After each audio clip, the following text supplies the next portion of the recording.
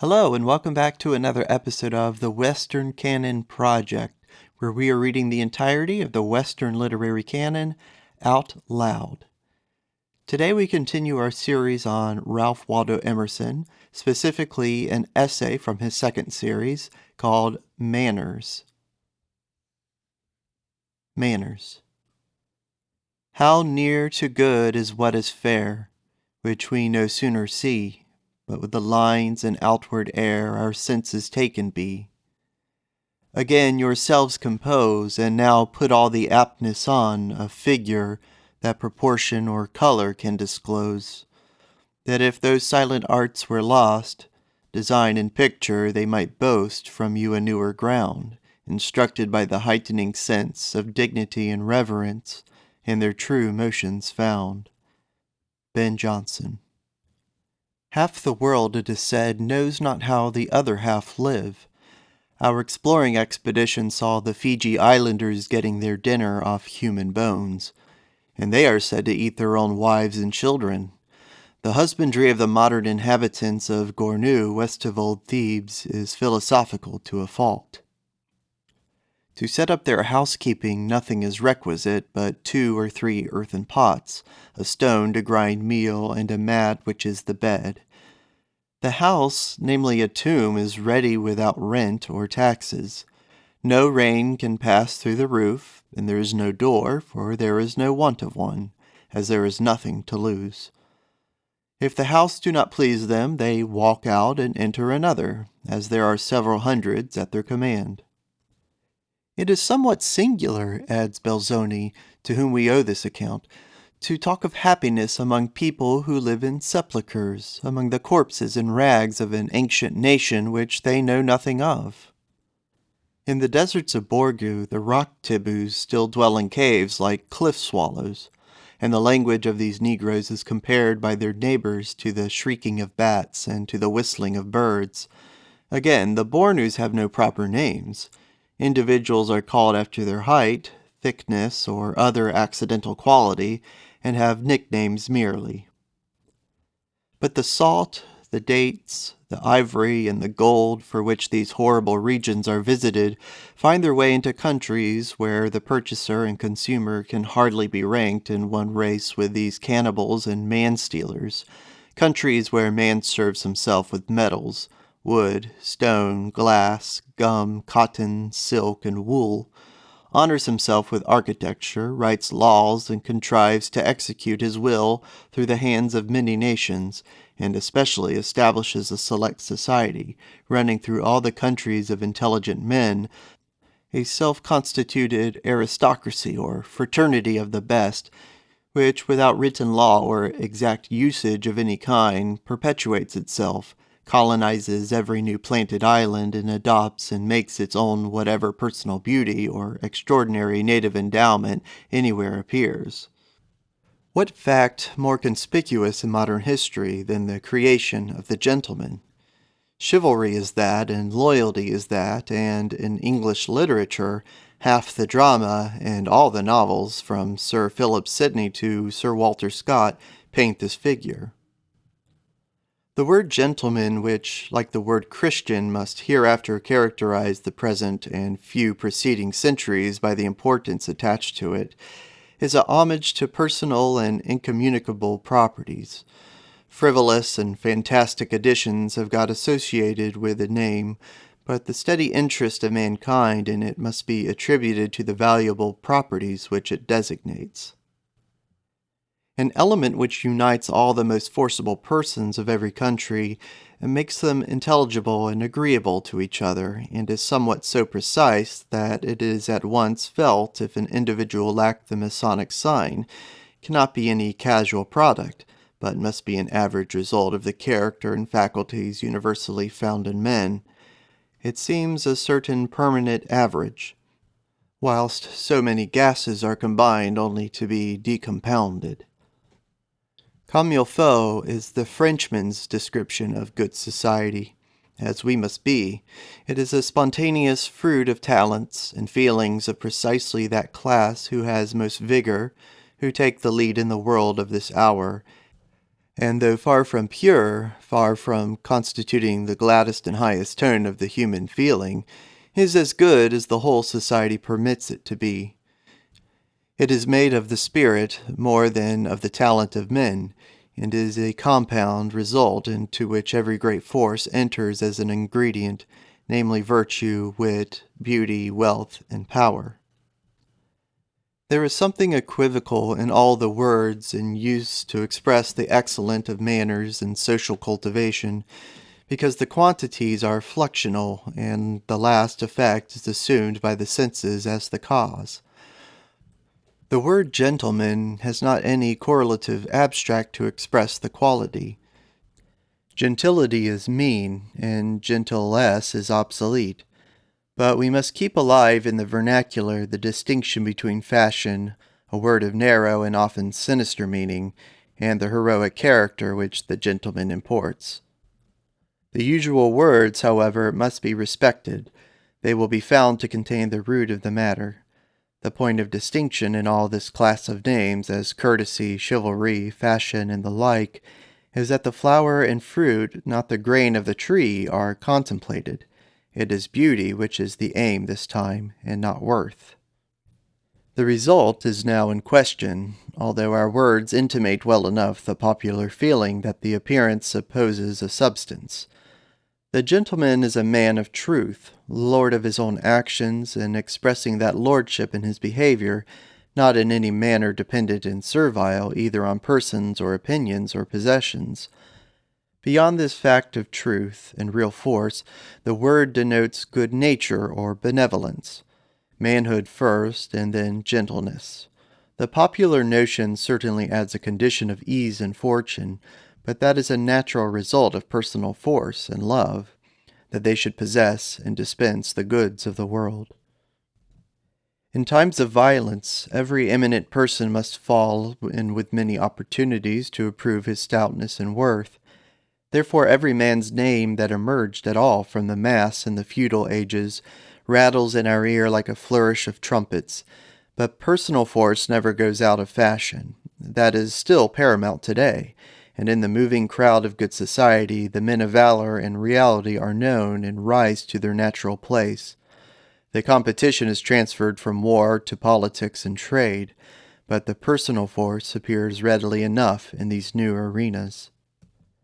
Power first, or no leading class. In politics and in trade, bruisers and pirates are of better promise than talkers and clerks.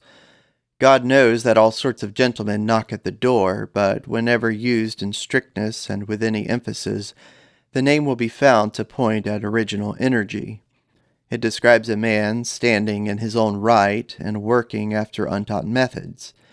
In a good lord there must be first a good animal, at least to the extent of yielding the incomparable advantage of animal spirits. The ruling class must have more, but they must have these, giving in every company the sense of power, which makes things easy to be done which daunt the wise.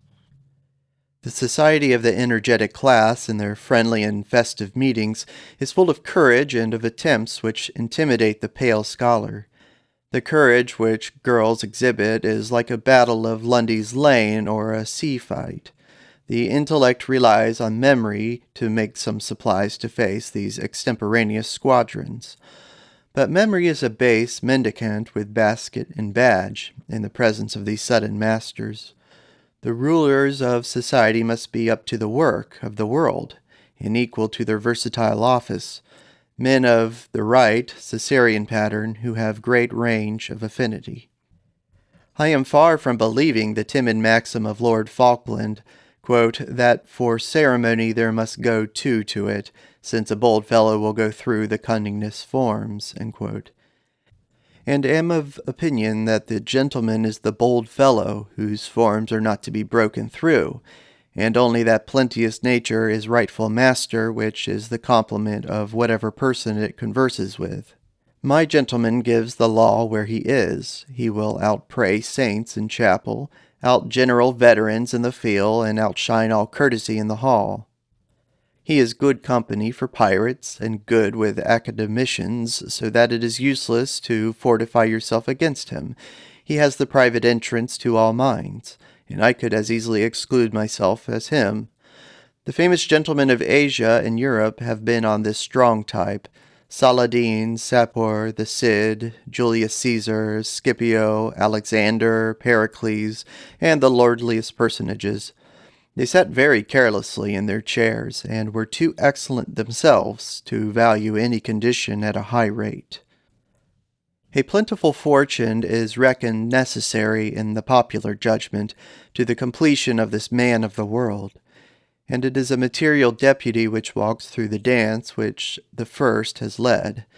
Money is not essential, but this wide affinity is, which transcends the habits of clique and caste and makes itself felt by men of all classes.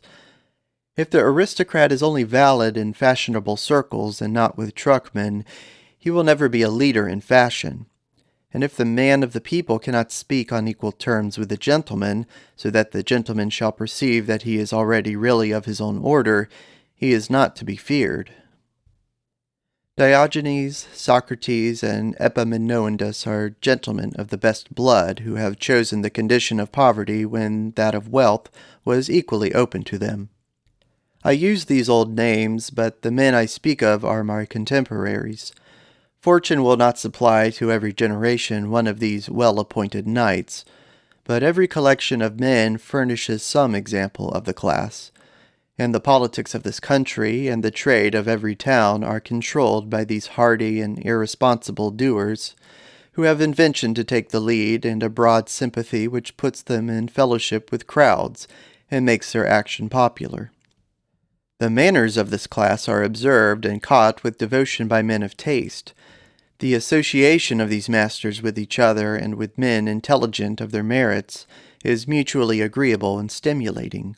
The good forms, the happiest expressions of each, are repeated and adopted. By swift consent, everything superfluous is dropped, everything graceful is renewed. Fine manners show themselves formidable to the uncultivated man. They are a subtler science of defense to parry and intimidate, but once matched by the skill of the other party, they drop the point of the sword. Points and fences disappear, and the youth finds himself in a more transparent atmosphere, wherein life is a less troublesome game, and not a misunderstanding rises between the players.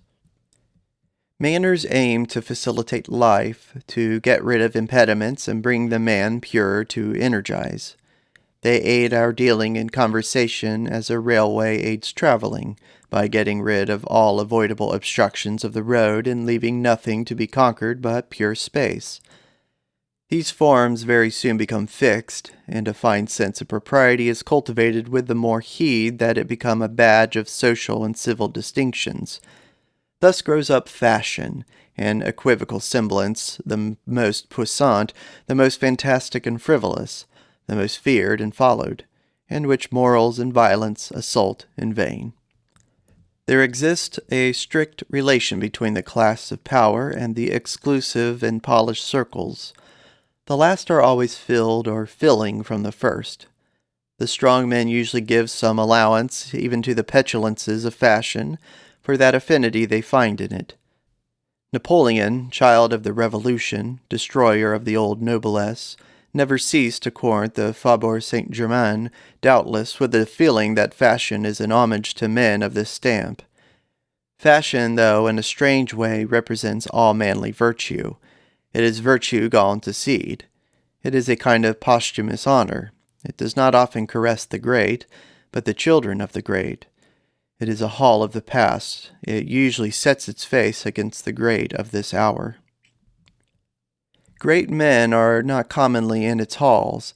They are absent in the field. They are working, not triumphing. Fashion is made up of their children, of those who, through the value and virtue of somebody, have acquired luster to their name, marks of distinction, means of cultivation and generosity, and, in their physical organization, a certain health and excellence which secures them, if not the highest power to work, yet high power to enjoy. The class of power, the working heroes, the Cortez, the Nelson, the Napoleon, see that this is the festivity and permanent celebration of such as they. that fashion is funded talent. Is Mexico, Marengo, and Trafalgar beaten out thin, that the brilliant names of fashion run back to just such busy names as their own 50 or 60 years ago? They are the sowers, their sons shall be the reapers, and their sons, in the ordinary course of things, must yield the possession of the harvest to new competitors with keener eyes and stronger frames. The city is recruited from the country. In the year 1805, it is said every legitimate monarch in Europe was imbecile. The city would have died out, rotted, and exploded long ago, but that it was reinforced from the fields. It is only country which came to town the day before yesterday that is the city and court today. Aristocracy and fashion are certain inevitable results. These mutual selections are indestructible if they provoke anger in the least favored class, and the excluded majority revenge themselves on the excluded minority by the strong hand and kill them. At once the new class finds itself at the top, as certainly as cream rises in a bowl of milk. And if the people should destroy class after class until 2 men only were left, one of these would be the leader, and would be involuntarily served and copied by the other. You may keep this minority out of sight and out of mind, but it is tenacious of life, and is one of the estates of the realm. I am the more struck with its tenacity when I see its work. It respects the administration of such unimportant matters that we should not look for any durability in its rule. We sometimes meet men under some strong moral influence as a patriotic, a literary, a religious movement, and feel that the moral sentiment rules man and nature. We think all other distinctions and ties will be slight and fugitive, this of the caste or fashion, for example. Yet come from year to year, and see how permanent that is, in this Boston or New York life of man, where too it has not the least countenance from the law of the land, not in Egypt or in India a firmer or more impassable line. Here are associations whose ties go over and under and through it, a meeting of merchants, a military corps, a college class, a fire club, a professional association, a political, a religious convention. The persons seem to draw inseparably near, yet that assembly once dispersed, its members will not in the year meet again. Each returns to his degree in the scale of good society. Porcelain remains porcelain, and earthen, earthen. The objects of fashion may be frivolous, or fashion may be objectless, but the nature of this union and selection can be neither frivolous nor accidental. Each man's rank in that perfect graduation depends on some symmetry in his structure, or some agreement in his structure to the symmetry of society. Its doors unbar instantaneously to a natural claim of their own kind. A natural gentleman finds his way in, and will keep the oldest patrician out who has lost his intrinsic rank. Fashion understands itself. Good breeding and personal superiority of whatever country readily fraternize with those of every other. The chiefs of savage tribes have distinguished themselves in London and Paris by the purity of their tournure. To say what good of fashion we can, it rests on reality and hates nothing so much as pretenders. To exclude and mystify pretenders and send them into everlasting Coventry is its delight. We condemn in turn every other gift of men of the world, but the habit even in little and the least matters of not appealing to any but our own sense of propriety constitutes the foundation of all chivalry. There is almost no kind of self-reliance, so it be sane and proportioned, which fashion does not occasionally adopt and give it the freedom of its saloons. A sainted soul is always elegant, and, if it will, passes unchallenged into the most guarded ring.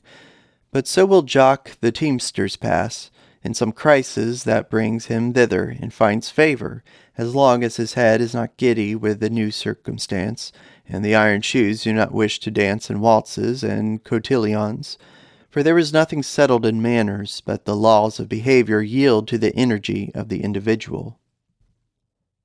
The maiden at her first ball and the countryman at a city dinner believes that there is a ritual according to which every act and compliment must be performed, or the failing party must be cast out of this presence.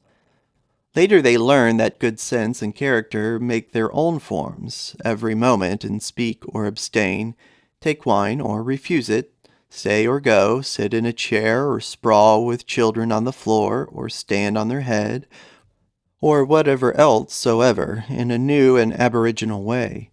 And that strong will is always in fashion, let who will be unfashionable. All that fashion demands is composure and self-content. A circle of men perfectly well bred would be a company of sensible persons in which every man's native manners and character appeared. If the fashionist have not this quality, he is nothing. We are such lovers of self-reliance that we excuse in a man many sins if he will show us a complete satisfaction in his position, which asks no leave to be of mine or any man's good opinion. But any deference to some eminent man or woman of the world forfeits all privilege of nobility. He is an underling. I have nothing to do with him. I will speak with his master. A man should not go where he cannot carry his whole sphere or society with him, not bodily, the whole circle of his friends, but atmospherically. He should preserve in a new company the same attitude of mind and reality of relation which his daily associates draw him to, else he is shorn of his best beams and will be an orphan in the merriest club. Quote, "If you could see Vich Ian Vor with his tail on," but Vich Ian Vor must always carry his belongings in some fashion, if not added as honor, then severed as disgrace. There will always be in society certain persons who are mercuries of its approbation, and whose glance will at any time determine for the curious their standing in the world. These are the chamberlains of the less gods, accept their coldness as an omen of grace with the loftier deities, and allow them all the privilege. They are clear in their office, nor could they be thus formidable without their own merits. But do not measure the importance of this class by their pretension, or imagine that a fop can be the dispenser of honor and shame. They pass also at their just rate, for how can they otherwise in circles which exist as a sort of herald's office for the sifting of character? As the first thing man requires of man is reality, so that appears in all the forms of society, we pointedly and by name introduce these parties to each other. Know you before all heaven and earth that this is Andrew and this is Gregory. They look each other in the eye. They grasp each other's hand to identify and signalize each other.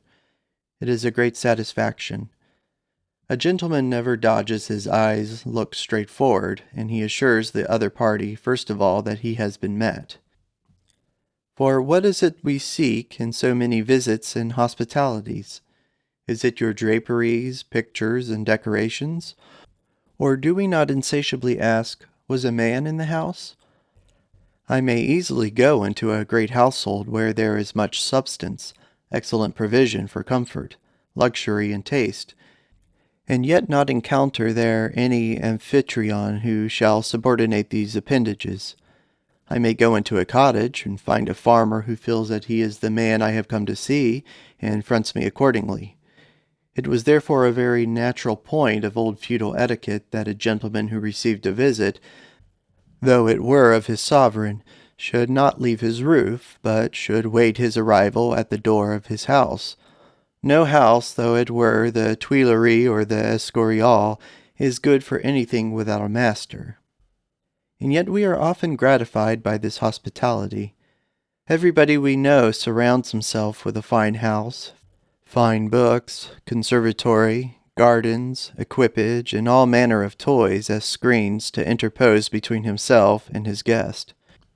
Does it not seem as if man was of a very sly, elusive nature, and dreaded nothing so much as a full rencontre front to front his fellow? It were unmerciful, I know, quite to abolish the use of these screens, which are of eminent convenience whether the guest is too great or too little. We call together many friends who keep each other in play, or by luxuries and ornaments we amuse the young people and guard our retirement. Or, if perchance a searching realist comes to our gate, before whose eye we have no care to stand, then again we run to our curtain and hide ourselves as Adam at the voice of the Lord God in the garden. Cardinal Caprera, the Pope's legate at Paris, defended himself from the glances of Napoleon by an immense pair of green spectacles. Napoleon remarked them and speedily managed to rally them off. And yet Napoleon, in his turn, was not great enough with 800,000 troops at his back to face a pair of free-born eyes, but fenced himself with etiquette and within triple barriers of reserve, and, as all the world knows from Madame de Staël, was wont, when he found himself observed, to discharge his face of all expression.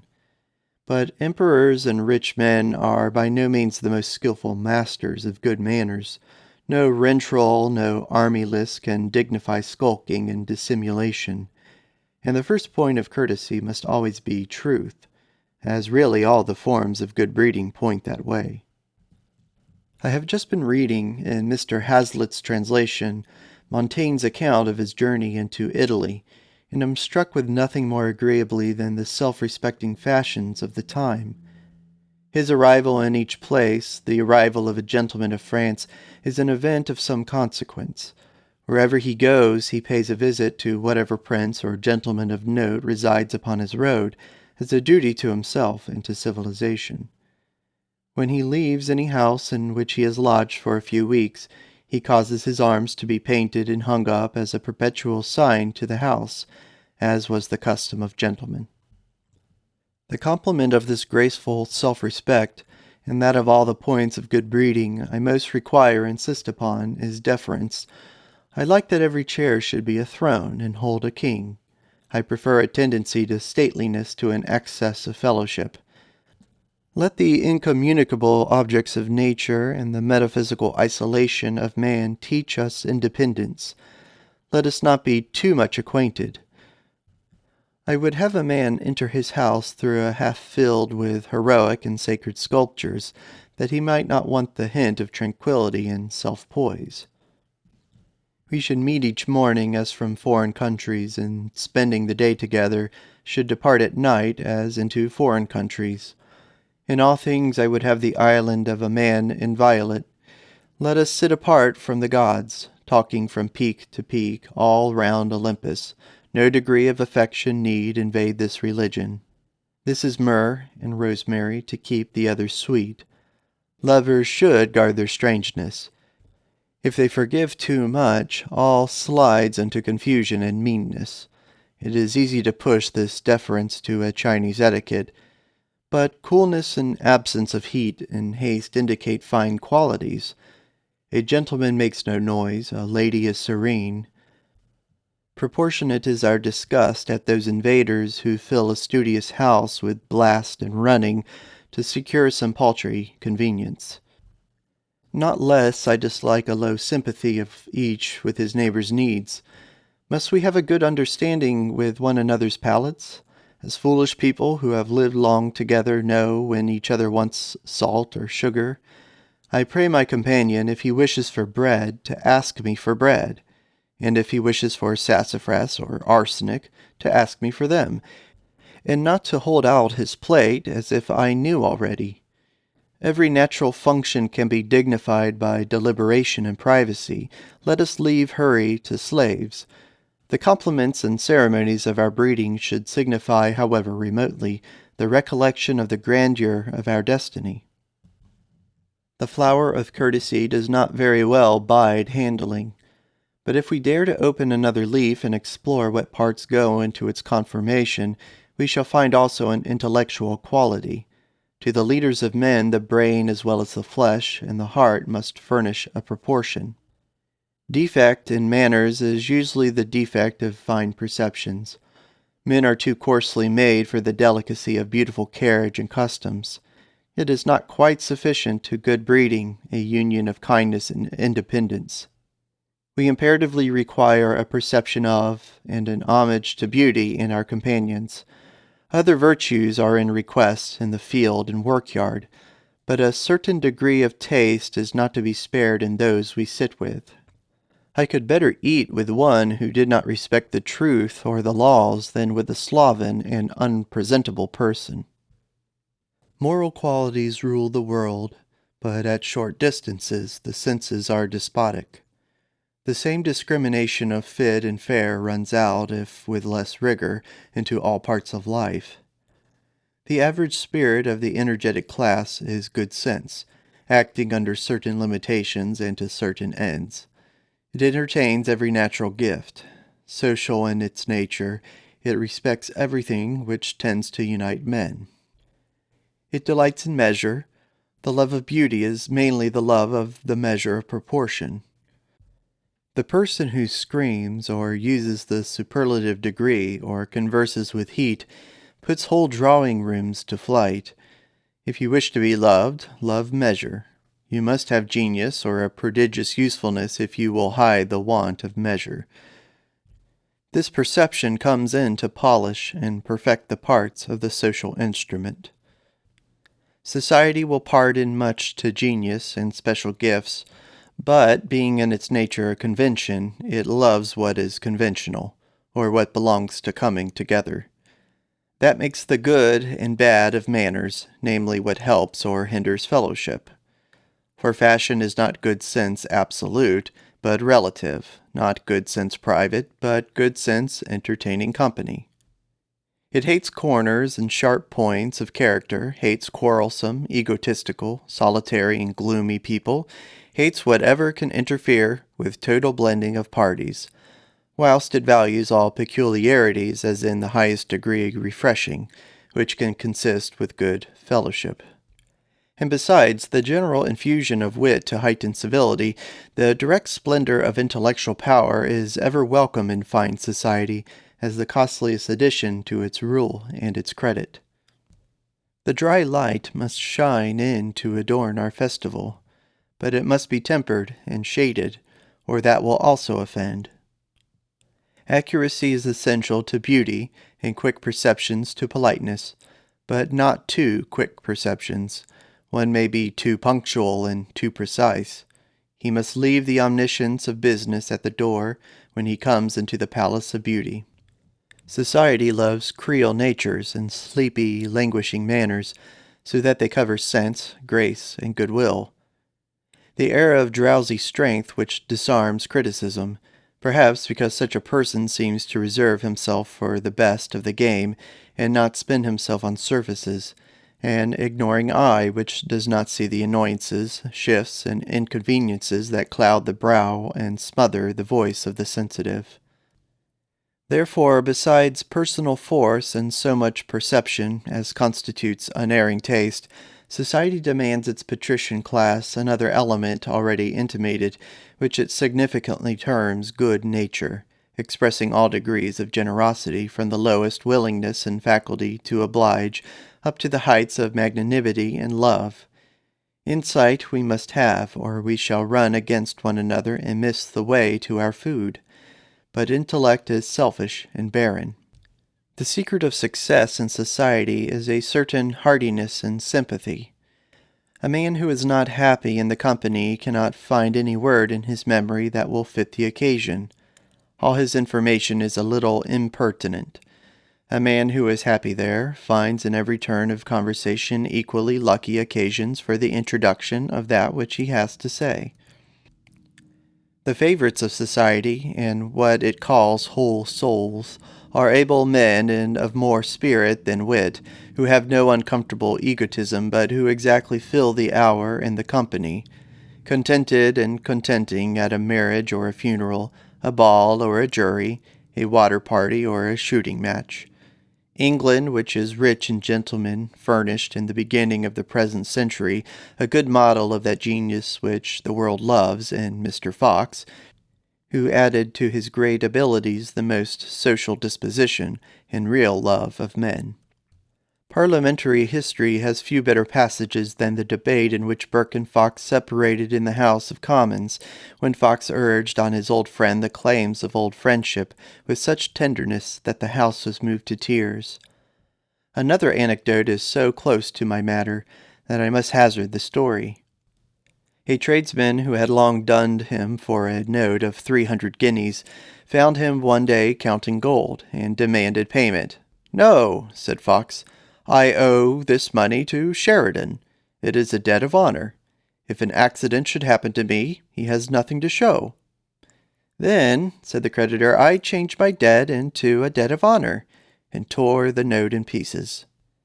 Fox thanked the man for his confidence, and paid him, saying, "His debt was of older standing, and Sheridan must wait." Lover of liberty, friend of the Hindu, friend of the African slave, he possessed a great personal popularity, and Napoleon said of him on the occasion of his visit to Paris in 1805, "Mr. Fox will always hold the first place in an assembly at the Tuileries." We may easily seem ridiculous in our eulogy of courtesy whenever we insist on benevolence as its foundation. The painted phantasm fashion rises to cast a species of derision on what we say, but I will neither be driven from some allowances to fashion as a symbolic institution, nor from the belief that love is the basis of courtesy. We must obtain that if we can. But by all means we must affirm this: life owes much of its spirit to these sharp contrasts. Fashion, which affects to be honor, is often, in all men's experience, only a ballroom code. Yet so long as it is the highest circle in the imagination of the best heads on the planet, there is something necessary and excellent in it. For it is not to be supposed that men have agreed to be the dupes of anything preposterous, and the respect which these mysteries inspire in the most rude and sylvan characters, and the curiosity with which details of high life are read, betray the universality of the love of cultivated manners. I know that a comic disparity would be felt if we should enter the acknowledged first circles, and apply these terrific standards of justice, beauty, and benefit to the individuals actually found there. Monarchs and heroes, sages and lovers, these gallants are not. Fashion has many classes and many rules of probation and admission, and not the best alone. There is not only the right of conquest, which genius pretends, the individual demonstrating his natural aristocracy best of the best, but less claims will pass for the time, for fashion loves lions and points like Circe to her horned company. This gentleman is this afternoon arrived from Denmark, and that is my Lord Ryde, who came yesterday from Baghdad. Here is Captain Fries from Cape Turnagain, and Captain Symes from the interior of the earth, and Monsieur Javert, who came down this morning in a balloon, Mr. Hobnell, the reformer, and Reverend Joubert, who has converted the whole torrid zone in his Sunday school, and Signor Torre del Greco, who extinguished Vesuvius by pouring into it the Bay of Naples, Spali, the Persian ambassador, and Tulwil Shan, the exiled nabob of Nepal, whose saddle is the new moon. But these are monsters of one day, and tomorrow will be dismissed to their holes and dens, for in these rooms every chair is waited for. The artist, the scholar, and in general the clerisy wins their way up into these places and gets represented here, somewhat on this footing of conquest. Another mode is to pass through all the degrees, spending a year and a day in St. Michael's Square, being steeped in Cologne water, and perfumed and dined, and introduced and properly grounded in all the biography and politics and anecdotes of the boudoirs. Yet these fineries may have grace and wit. Let there be grotesque sculpture about the gates and offices of temples. Let the creed and commandments even have the saucy homage of parody. The forms of politeness universally express benevolence in superlative degrees. What if they are in the mouths of selfish men, and used as means of selfishness? What if the false gentleman almost bowls the true out of the world? What if the false gentleman contrives so to address his companion as civilly to exclude all others from his discourse, and also to make them feel excluded? Real service will not lose its nobleness. All generosity is not merely French and sentimental, nor is it to be concealed that living blood and a passion of kindness does at last distinguish God's gentlemen from fashion's. The epitaph of Sir Jenkins Grout is not wholly unintelligible to the present age. Here lies Sir Jenkins Grout, who loved his friend and persuaded his enemy. What his mouth ate, his hand paid for. What his servants robbed, he restored. If a woman gave him pleasure, he supported her in pain. He never forgot his children, and whoso touched his finger drew after it his whole body. Even the lines of heroes is not utterly extinct. There is still ever some admirable person in plain clothes standing on the wharf who jumps in to rescue a drowning man.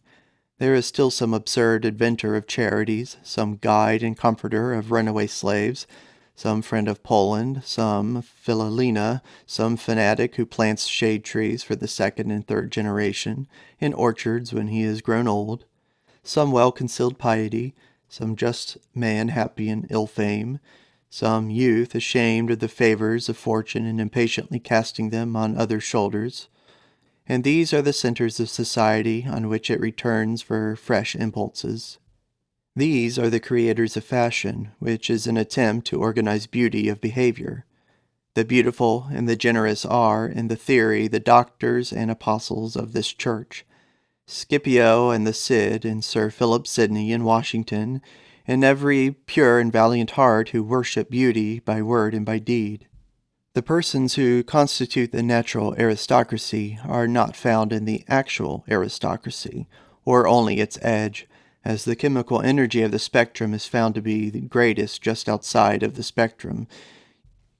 Yet that is the infirmity of the seneschals, who do not know their sovereign when he appears. The theory of society supposes the existence and sovereignty of these. It divines afar off their coming. It says with the elder gods, "As heaven and earth are fairer far than the chaos and blank darkness, though once chiefs, and as we show beyond that heaven and earth in form and shape, compact and beautiful, so on our heels a fresh perfection treads, a power more strong in beauty, born of us, and fated to excel us as we pass in glory that old darkness, for 'tis the eternal law that the first in beauty shall be first in might."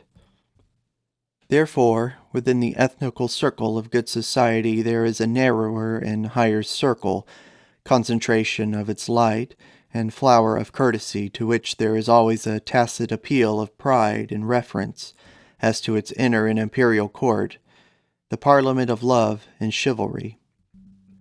And this is constituted of those persons in whom heroic dispositions are native, with the love of beauty, the delight in society, and the power to embellish the passing day.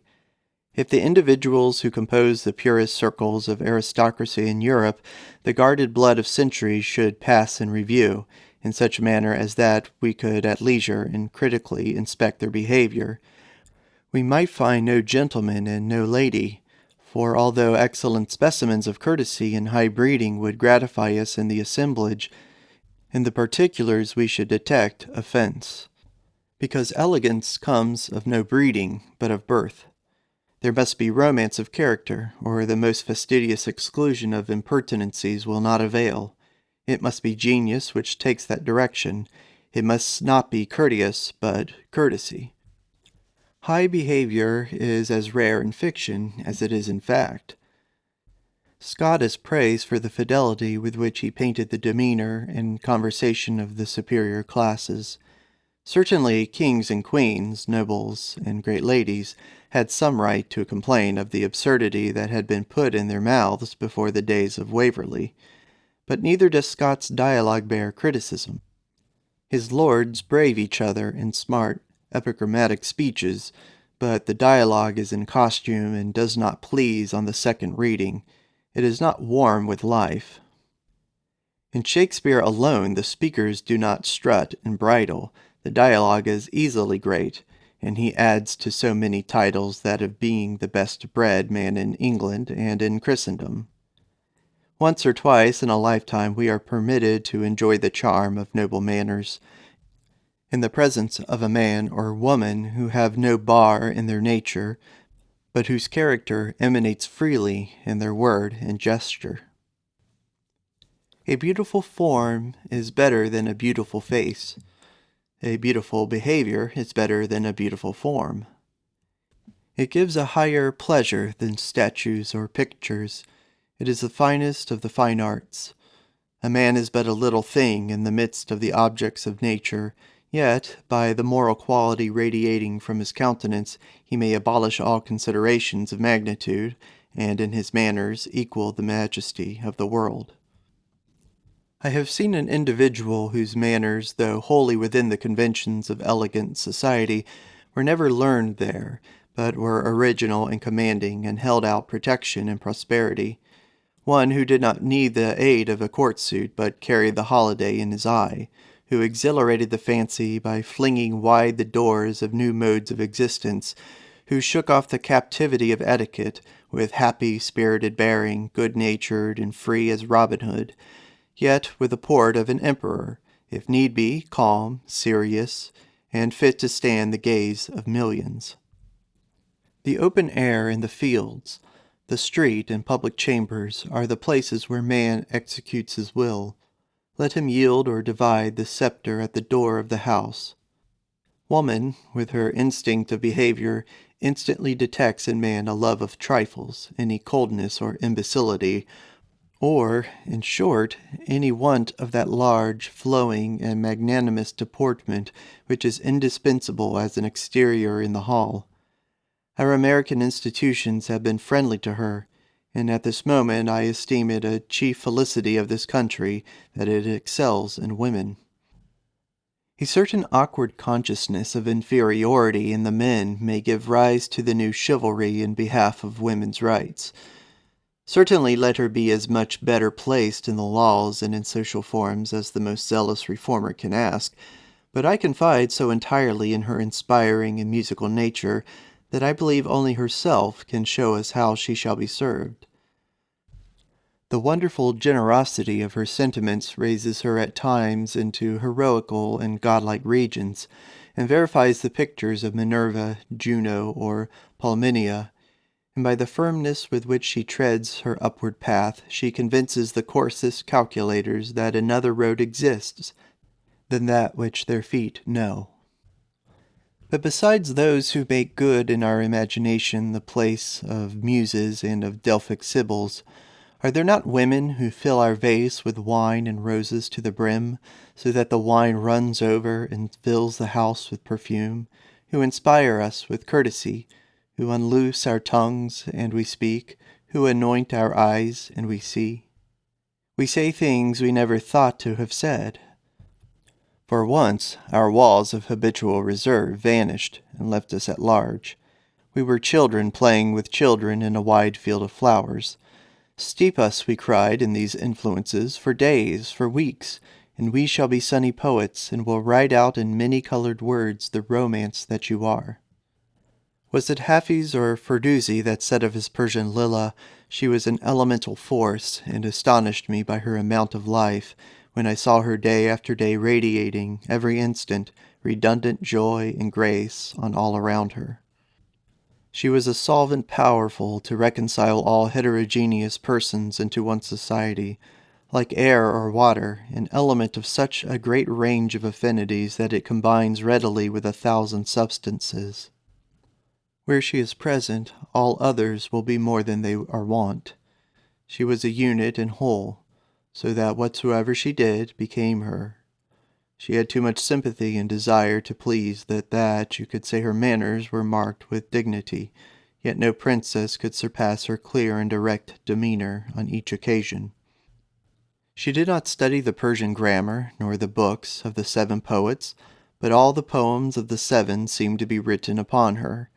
For though the bias of her nature was not to thought, but to sympathy, yet was she so perfect in her own nature as to meet intellectual persons by the fullness of her heart, warming them by her sentiments, believing as she did, that by dealing nobly with all would show themselves noble. I know that this Byzantine pile of chivalry or fashion, which seems so fair and picturesque to those who look at the contemporary facts for science or for entertainment, is not equally pleasant to all spectators. The constitution of our society makes it a giant's castle to the ambitious youth, who have not found their names enrolled in its golden book, and whom it has excluded from its coveted honors and privileges. They have yet to learn that its seeming grandeur is shadowy and relative. It is great by their allowance. Its proudest gates will fly open at the approach of their courage and virtue. For the present distress, however, of those who are predisposed to suffer from the tyrannies of this caprice, there are easy remedies. To remove your residence a couple of miles, or at most 4, will commonly relieve the most extreme susceptibility, for the advantages which fashion values are plants which thrive in very confined localities, in a few streets, namely. Out of this precinct they go for nothing, are of no use in the farm, in the forest, in the market, in war, in the nuptial society, in the literary or scientific circle, at sea, in friendship, in the heaven, or thought, or virtue. But we have lingered long enough in these painted courts. The worth of the thing signified must vindicate our taste for the emblem. Everything that is called fashion and courtesy humbles itself before the cause and the fountain of honor, creator of titles and dignities, namely the heart of love. This is the royal blood, this the fire, which in all countries and contingencies will work after its kind, and conquer and expand all that approaches it. This gives new meanings to every fact. This impoverishes the rich, suffering no grandeur but its own. What is rich? Are you rich enough to help anybody? To succor the unfashionable and the eccentric? Rich enough to make the Canadian in his wagon, the itinerant with his consul's paper which commends him to the charitable, the swarthy Italian in his few broken words of English, the lame pauper hunted by overseers from town to town, even the poor, insane, or besotted wreck of man or woman, feel the noble exception of your presence and your house from the general bleakness and stoniness, to make such feel that they were greeted with a voice which made them both remember and hope. What is vulgar but to refuse the claim on acute and conclusive reasons? What is gentle but to allow it, and to give their heart and yours on holiday from the national caution? Without rich heart, wealth is an ugly beggar. The king of Shiraz could not afford to be bountiful as the poor Osman, who dwelled at his gate. Osman had a humanity so broad and deep that although his speech was so bold and free with the Koran as to disgust all the dervishes, yet was there never a poor outcast, eccentric, or insane man, some fool who had cut off his beard, or who had been mutilated under a vow, or had a pet madness in his brain, but fled at once to him. That great heart lay there so sunny and hospitable in the center of the country, that it seemed as if the instinct of all sufferers drew them to his side, and the madness which he harbored he did not share. Is not this to be rich? This only to be rightly rich? But I shall bear without pain that I play the courtier very ill, and talk of that which I do not well understand. It is easy to see that what is called by distinction society and fashion has good laws as well as bad, has much that is necessary and much that is absurd. Too good for banning and too bad for blessing. It reminds us of a tradition of the pagan mythology in any attempt to settle its character. I overheard Jove one day, said Silenus, talking of destroying the earth. He said it had failed. They were all rogues and vixens who went from bad to worse, as fast as the days succeeded each other. Minerva said she hoped not. They were only ridiculous little creatures, with this odd circumstance, that they had a blur or indeterminate aspect, seen far or seen near. If you called them bad, they would appear so. If you called them good, they would appear so. And there was no one person or action among them which would not puzzle her owl, much more all Olympus, to know whether it was fundamentally bad or good. And that is the end of Ralph Waldo Emerson's essay, Manners. If you enjoyed this reading, please consider subscribing to the Western Canon Project, where I will be uploading a new reading every day, sometimes multiple readings. But as long as we are reading Emerson, they will be from his essays, and then soon, in the next couple days, from his notebooks and journals, and then the poems, and then that will be the end of our adventure with Ralph Waldo Emerson. I've not who decided we will read next, but if anybody has any recommendations, you have over 400 people to choose from, and I'll be happy to read from whichever one that you would recommend. With that said, thank you for watching, and I'll see you next time. Goodbye.